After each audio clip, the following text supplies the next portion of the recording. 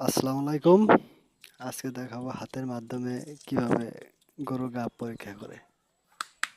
এটা একটা লাল দেশি জাতের গাভী এবং এটি ৩ মাস হয়েছে।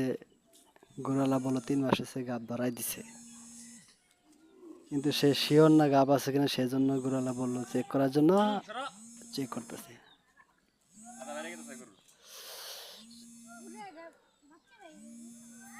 চেক করার পর যারা এটা হাতে ধরে টেস্ট করতেছি। এখন দেখা যাক গাব আছে কতটুকু।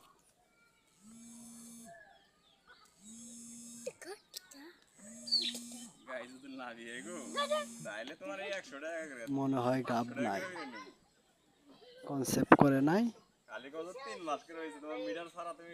অবশেষে ফল আসলো, গরুটি কনসেপ্ট করে নাই, সেজন্য চলে আসলাম।